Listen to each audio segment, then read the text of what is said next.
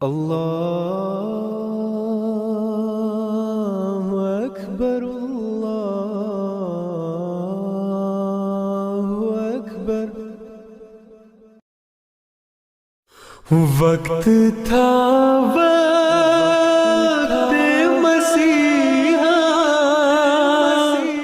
حیران ہوتا ہے انسان، آقا نے جو فرمایا من و ان پورا ہوا۔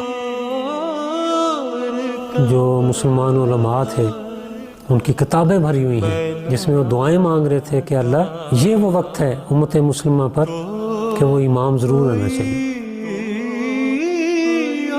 دنیا کہتی تھی کہ دیکھو ہم اس شخص کو کیسے مان لیں، اب جب یہ ہو گیا لوگوں نے کہنا شروع کر دیا کہ یہ حدیث صحیح نہیں ہے۔ تو کوئی خدا عرش سے فرما رہا ہے کہ غلام احمد کی چائے۔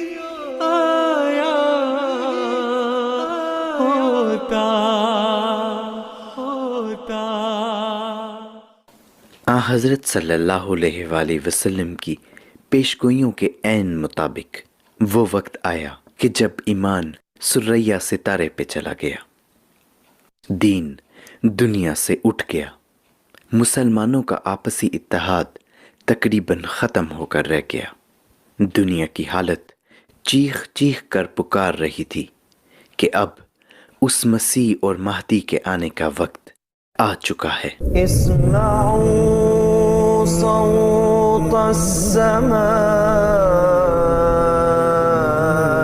جاء المسيح جاء المسيح۔ قادیان میں ایک شخص نے مسیح ہونے کا دعویٰ کیا۔ دنیا کہتی تھی کہ دیکھو ہم اس شخص کو کیسے مان لیں۔ ایک آدمی روزانہ مولوی کو متعلق آتا کہ روزانہ اعلان کرتا تھا کہ لوگوں یہ آدمی جھوٹا ہے، ابھی تو سورج گرہن چاند گرہن نہیں ہونا۔ اس وقت اللہ تعالیٰ نے پہلے چاند اور پھر سورج اور ماہ رمضان موجود اور خدا کا مہدی موجود جس نے پہلے اعلان کیا ہوا تھا۔ وہ مولوی جو گلیوں میں اعلان کرتا تھا کہ امام باقر کی روایت ہے سورج اور چاند گرہن نے ماہ رمضان میں، ابھی دیکھو بھائی یہ پوری نہیں ہوئی، جب یہ پوری ہوئی سنا گلیوں میں روتا تھا اور سر کو پیٹتا تھا کہ اب لوگوں نے مرتد ہو جانا ہے، اب لوگوں نے کافر ہونا ہے، دنیا تو مرزا کے پاس چلی جائے گی۔ اب جب یہ ہو گیا لوگوں نے کہنا شروع کر دیا کہ یہ حدیث صحیح نہیں ہے۔ کیا سورج گرہن اور چاند گرہن لگانا مرزا صاحب کے ہاتھ میں یا بس میں ہے؟ یہ بات ہوتا ایسے ہی ہے کہ جب اللہ تعالیٰ کا امام ابھی نہیں آیا ہوتا تو لوگ اس کی تلاش کر رہے ہوتے ہیں، اس کو ڈھونڈتے ہیں، لیکن جب وہ آ جاتا ہے تو پھر اس کی مخالفت کرنا شروع کر دیتے ہیں۔ جو سعید روحیں ہوتی ہیں اس کو قبول کر لیتی ہیں اور جو سعید روحیں نہیں ہوتی ہیں اس کی مخالفت کے اس کے ایک مشن کو روکنے کے لیے کھڑی ہو جاتی ہیں۔ لیکن ان مخالفین کی کچھ پرواہ نہ کرتے ہوئے آپ نے اپنے مشن کو جاری رکھا۔ آپ نے اس بات کا اعلان فرمایا کہ میں حضرت اقدس محمد مصطفیٰ صلی اللہ علیہ وسلم کی غلامی میں مبعوث کیا گیا ہوں۔ میرا کام یہ ہے کہ میں اللہ کی توحید کو دنیا میں قائم کروں اور حضرت اقدس محمد مصطفیٰ صلی اللہ علیہ وسلم کی بادشاہت کو دنیا میں قائم کروں۔ میرا کام یہ ہے کہ میں اس ایمان کو دلوں میں دوبارہ زندہ کروں جو جس ایمان کے نمونے ہم نے صحابہ کرام رضی اللہ تعالیٰ عنہ کی زندگیوں میں دیکھے ہیں۔ فرمایا کہ میں اس لیے آیا ہوں تاکہ حقیقی معنوں میں مسجدیں آباد ہوں، وہاں جس رنگ میں سچی عبادت کرنے کا حق ہے وہ ادا کیا جائے۔ اور یہ معیار آپ نے اپنے ماننے والوں میں اس وقت قائم فرمائے جبکہ دنیا زندہ خدا کے کلام کرنے کا انکار کر چکی تھی۔ دنیا کہتی ہے کہ خدا پہلے جو ہے وہ بولتا تھا، محمد رسول اللہ کے بعد بولنا بند ہو گیا۔ لا حول ولا قوت الا باللہ۔ کیا کوئی ان سے پوچھے مولویوں سے کہ خدا کی کوئی صفت معطل نہیں ہوتی ہے، وہ خدا کیسا؟ حضرت مسیح موعود علیہ السلام نے نہ صرف یہ دعویٰ کیا کہ وہ خدا اب بھی بولتا ہے بلکہ عملی طور پر لوگوں کا زندہ خدا سے تعلق قائم فرمایا۔ کلات کے نواب کی مجلس عاملہ کے ممبر تھے محمد الیاس صاحب۔ اور بعض علماء اس کے ممبر تھے یہ عاملہ کے. وہ کہتے ہیں ایک دن ہم بیٹھے تو جو عاملہ کے رئیس تھے انہوں نے باتوں باتوں میں کہا کہ خدا تعالیٰ جو ہے, اور بات لوگوں نے بھی کہ عجب بات ہے کہ محمد رسول اللہ کے بعد وہی الہام سلسلہ یہ ختم ہو, اب خدا نہیں بولتا.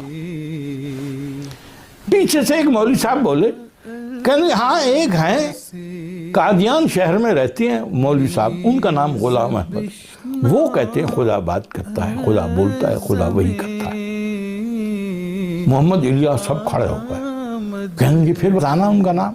انہوں نے پھر کہا کہ ہاں ایک شخص ہے پوری دنیا میں اس وقت جو کہتا ہے خدا بولتا ہے. انہوں نے وہ نام لکھ لیا اور شہر بھی قادیان لکھ لیا.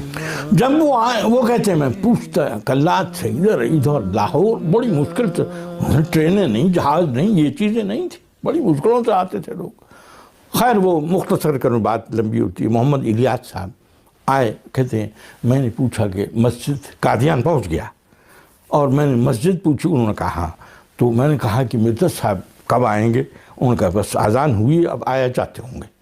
کیسے مسجد کے سین میں کھڑا تھا, ایک نہایت ہی پیاری سے انداز میں کسی نے کندھے پہ ہاتھ رکھا پچھلی طرف سے.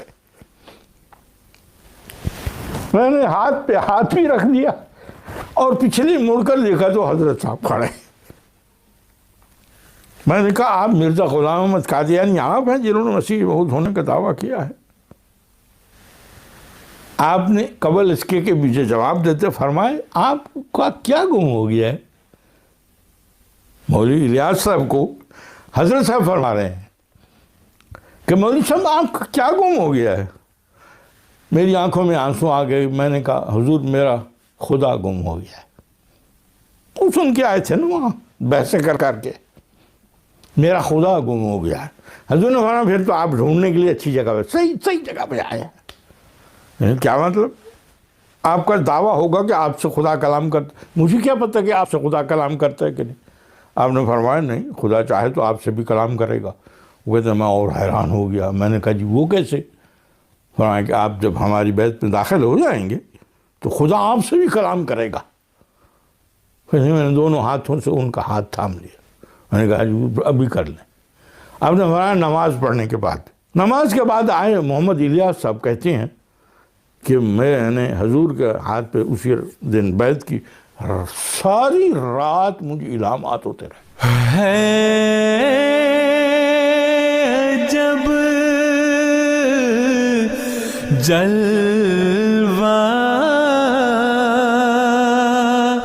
تیری. ایسی ہی ہزاروں مثالیں موجود ہیں کہ کس طرح حضرت مسیح موعود علیہ السلام نے روحانی مردوں کو زندہ کر کے ایمان کی ایسی روح پھونکی کہ ان سے خدا کلام کرنے لگا.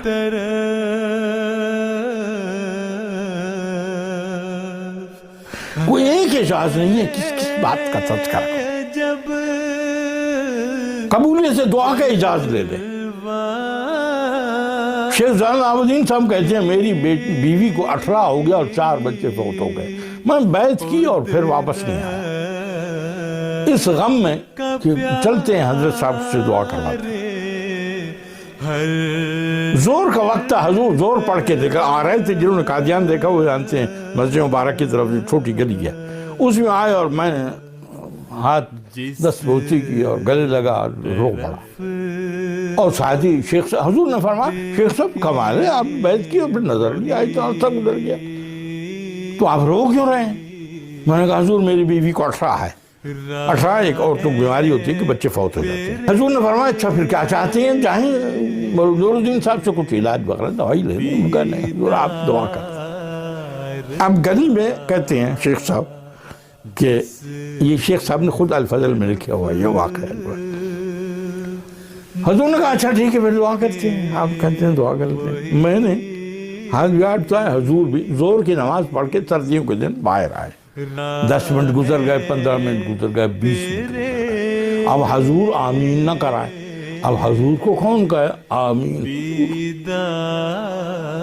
کچھ 8 گھنٹہ سے زیادہ گزر گیا. میں نے میں پیچھے دیوار تھی ٹیک لگا لی کہ حضور مجھ سے زیادہ بوڑھے. میں تو جوان آدمی، اور میں اپنے آپ کو کہہ رہا تھا، کوستا رہا، تیرے 4 ہور مر جاؤں اللہ کرے، حضور نے تکلیف دیتی تو آ کے عصر بھلا ہو مؤذن کا، اس نے عصر کی اذان دی، اور کہتے ہیں میں نے کنکھنی سے دیکھا آمین کہنے سے پہلے، کوٹ اوور کوٹ جو حضور پہنتے تھے وہ گیلا ہوا، داڑھی ساری گیلی ہو گیا آنسوں سے۔ جب وہ مؤذن نے، حضور تھوڑے سے کپ کپائے اور کہا آمین، اس کے مؤذن کی اذان، میں قدموں میں گر گیا اور معافی مانگی کہ میں نے آپ کو بڑی تکلیف ہو۔ حضور نے پکڑ کے مجھے گلے لگایا اور کہنے لگا شیخ صاحب بات تو سنیں، آگے بات جو اصل ہے۔ میں نے کہا جی، کہنے لگے جب تک خدا نے مجھے آپ کے 7 بچے دکھا نہیں دیے،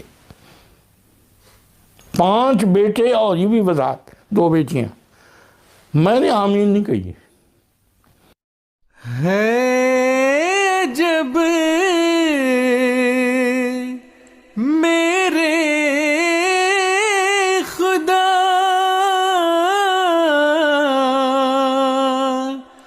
میرے پہ احسان تیرا،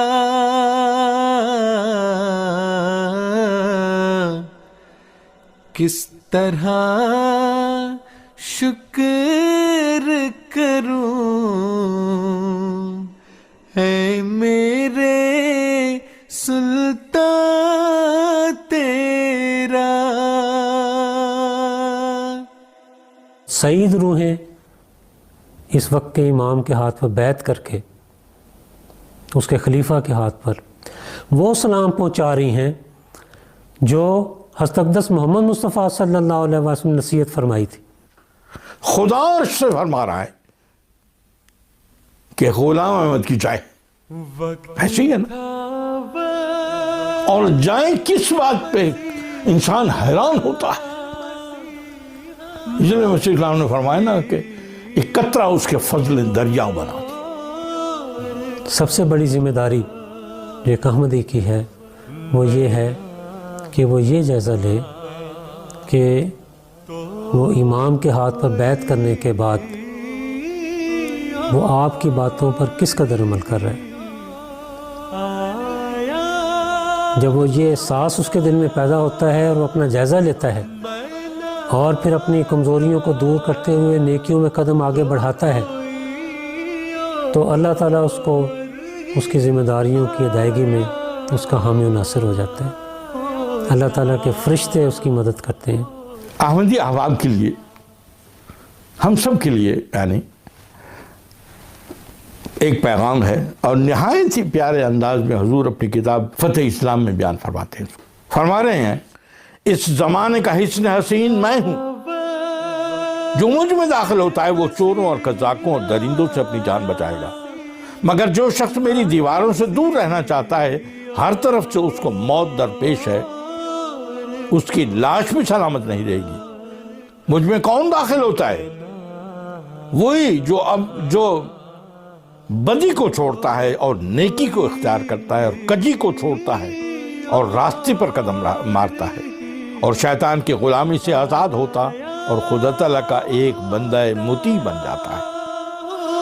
میں نہ آتا تو کوئی اور ہی آیا ہوتا۔